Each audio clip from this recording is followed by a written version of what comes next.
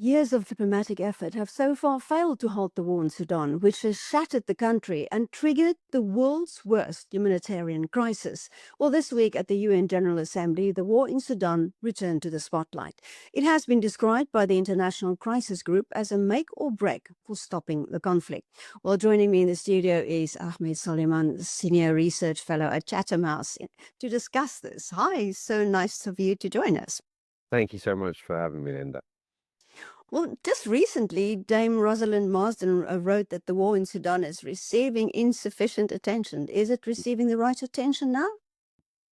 No, I mean it's good to see Sudan on the agenda at the UN General Assembly. It's positive to see, of course, that there have been some recent moves diplomatically to try and reset that and bring the high level attention needed. UNGA should be the right venue for some of those discussions, and some of those discussions are, obviously following on from that. So we've had a kind of a ministerial meeting that was convened by the African Union, the European Union, the United Kingdom, France, and Germany as well.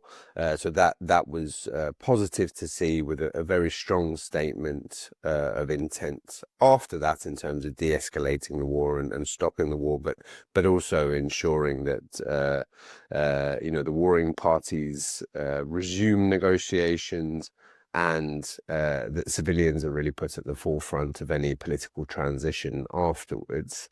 The same can be said of the recent Quad diplomatic effort that the United States is leading on, with regional member states, Egypt, the United Arab Emirates, and Saudi Arabia, all of whom are hugely influential on the different warring parties in Sudan, and have various interests and support for both sides, and interest in the war ending,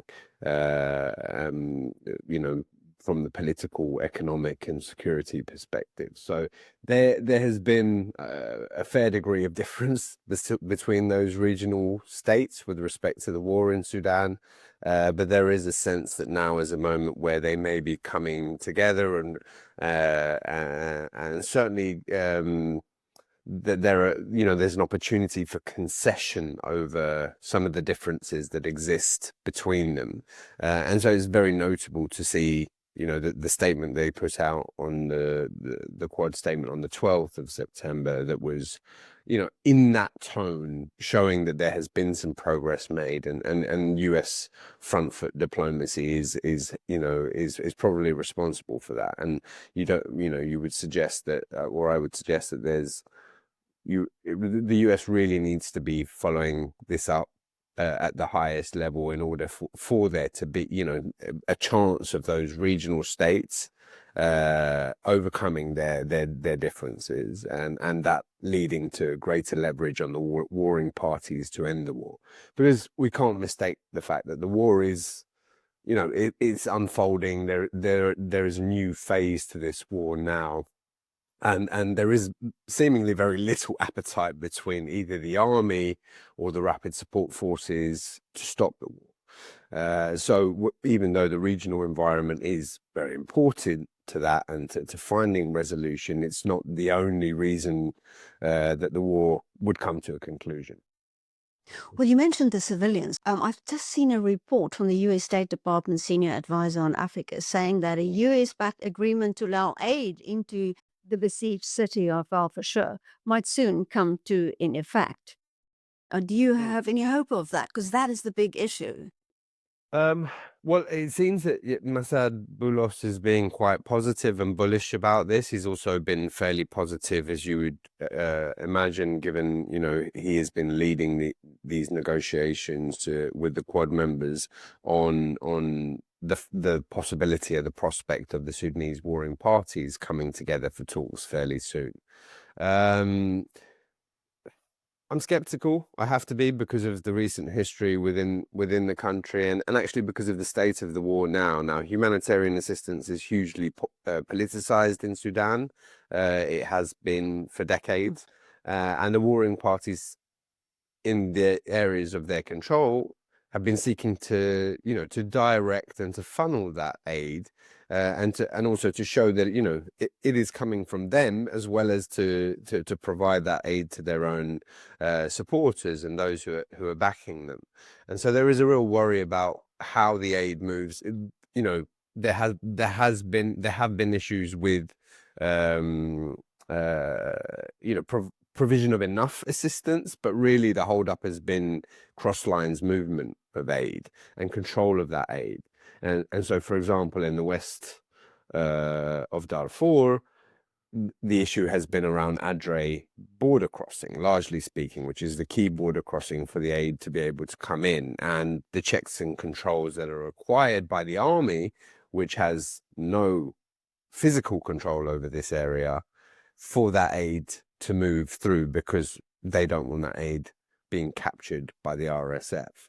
So there are lots of worries, based around whether or not technically the aid is able to be delivered, whether or not there'll be ambushes, whether or not, some of the convoys will be destroyed, which are all things that we've seen during this war, targeted by drones, and politicized in that sense for those purposes, to show that one actor is worse than the other.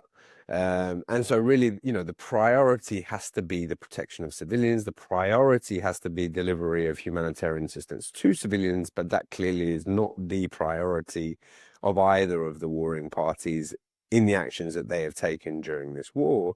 My view is that we have this completely brutal siege taking place on the capital of North Darfur, El Fasher, at this moment, with hundreds of thousands having been displaced, with real starvation, with really, civilians on completely in the front line, being butchered, with no way out, really, being besieged.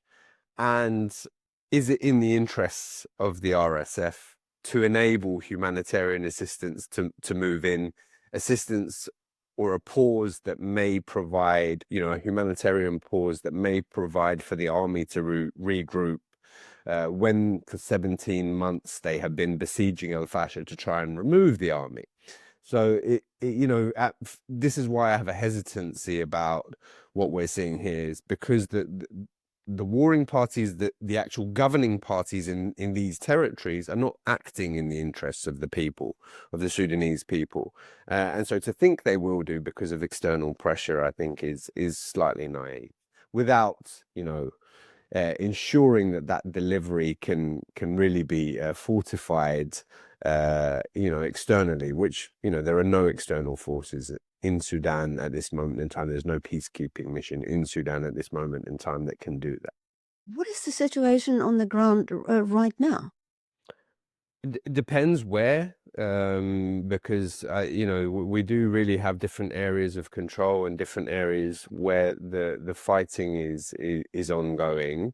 So I think the situation, obviously, we're 2.5 years into this war now.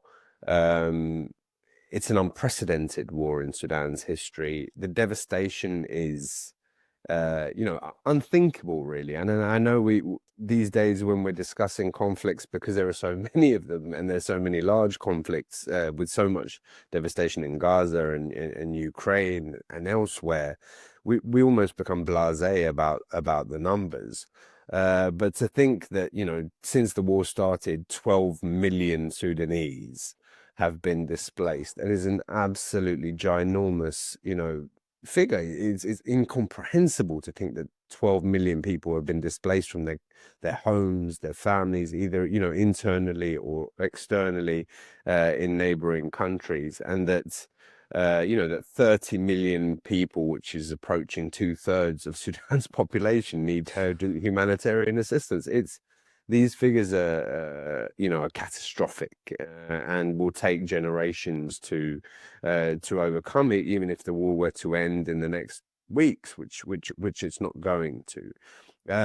What we see, in my view, is a pattern of warfare that means that neither of these warring parties, the SAF, which claims to be the legitimate government of the country, to be the legitimate institution, the army, but also the governing institutions through the Sovereign Council, and led by General Burhan, or the Rapid Support Forces, which now has established its own parallel administration and government in the areas that it controls through TASIS.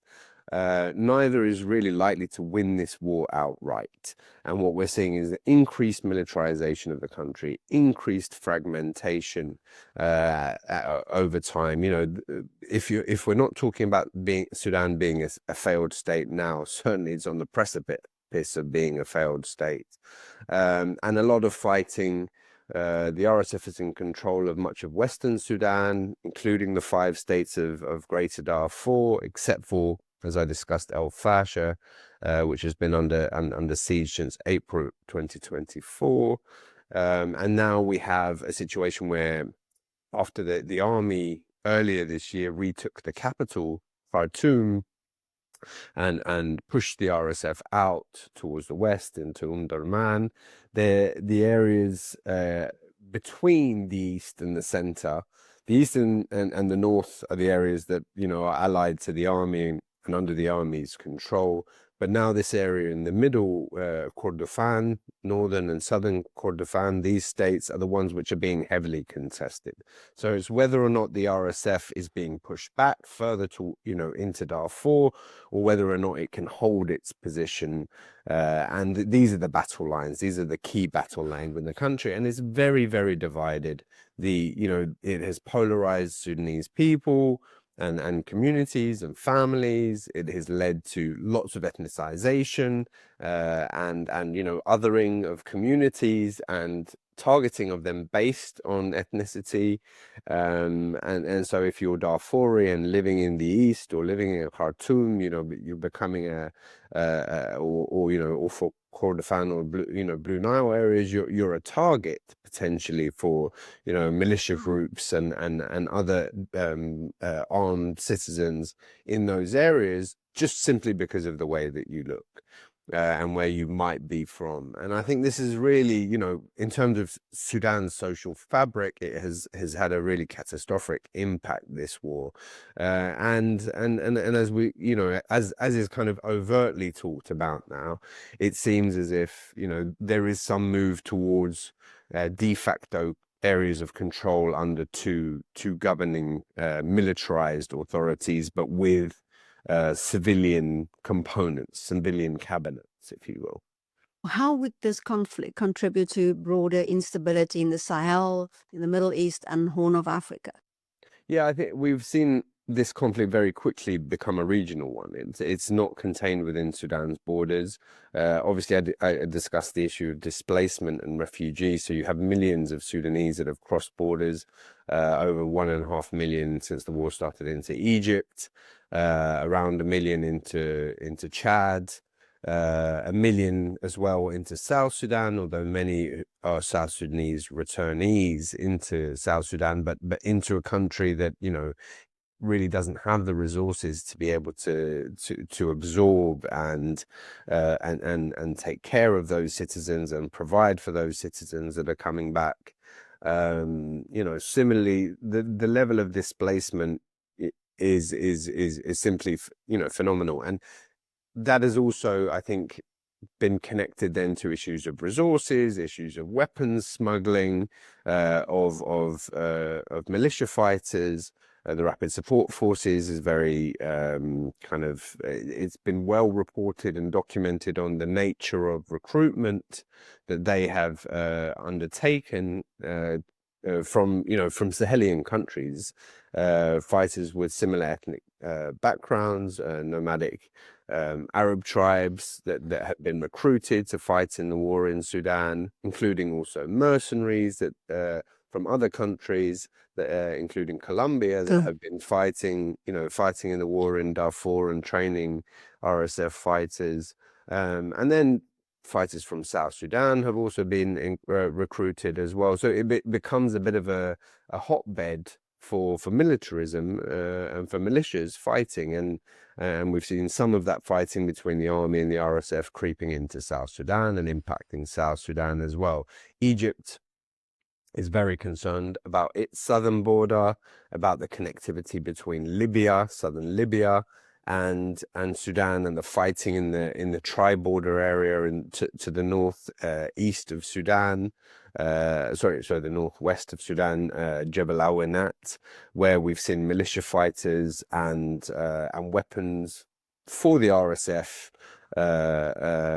transferring into Sudan, and so there's been recent fighting around that border area that the RSF have now taken over, and then you see, not only hubs for smuggling of weapons, but it's also and people, of course, people smuggling too, but also resources like gold. And gold is one of the key economic resources for Sudan and for the warring parties in general. And gold is being transported out, mined and transported out of the country through various borders and through various smuggling routes to help, not rebuild the country, not reinforce the livelihoods of its citizens and of those who are working in the industry, but to fragment and divide the country and destroy it. Phew. So how does this conflict affect global security when you talk about international stability, maybe terrorism, and even migration? Yes, I think migration we've seen, it's very clear that if Europe is concerned about migration, then it should be, migrants coming into Europe. If European governments are concerned, then they should be, very concerned with trying to alleviate and stop the war in Sudan, because, there will be generational issues here as a result of the instability that is being caused in Sudan. And this is obviously linked to other conflicts, as I mentioned, in particular to South Sudan as well, but also to Ethiopia. The situation in Ethiopia is very kind of closely connected to what's going on in Sudan and with Eritrea as well.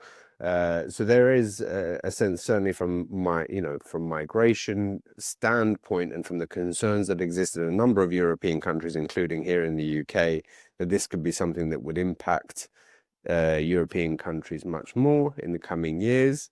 If the conflict continues at the levels of destruction that we're seeing at this moment in time, and then I think very strategically also, Sudan sits really at the confluence of several different regions. So we're talking about not only the destabilization of one country, but the impacts that that's going to have on the East Africa region, as you mentioned, on the Sahelian region, on North Africa, and across the Arabian Sea in the Gulf. And as I mentioned earlier, the United Arab Emirates and Saudi Arabia are very closely engaged in this war.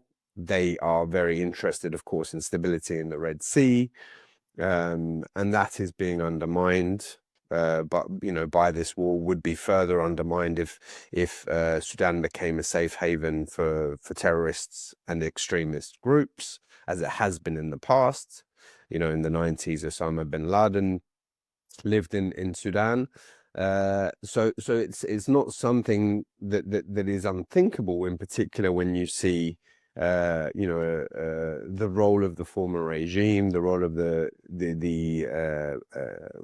Sudanese Islamic movement, the Muslim Brotherhood, in propagating this war and maintaining it, and supporting the army at this point in time to continue the war through mobilization of and training and equipping of civilians to fight in the war, fighters that are known as the Mustanfarine, and so this, I think, is a real concern, and it's very closely, of course, interconnected to the Middle East and to the conflicts and the kind of recalibration of geopolitics in the region that we're seeing ongoing at the moment, right? We're in a increasingly fragmenting international order, one which, as is mentioned very often now, is becoming multipolar, is not unipolar anymore. The US is not the guarantor of security globally any longer. It's not the world's policeman, and it's not certainly in the Middle East. And I think the countries in the Gulf have woken up to this. The brutality of the war of the conflict in Gaza, and Israel's role in that, and their ability to strike other parts of the Middle East, including recently, as we saw in Doha, with the missile strikes there.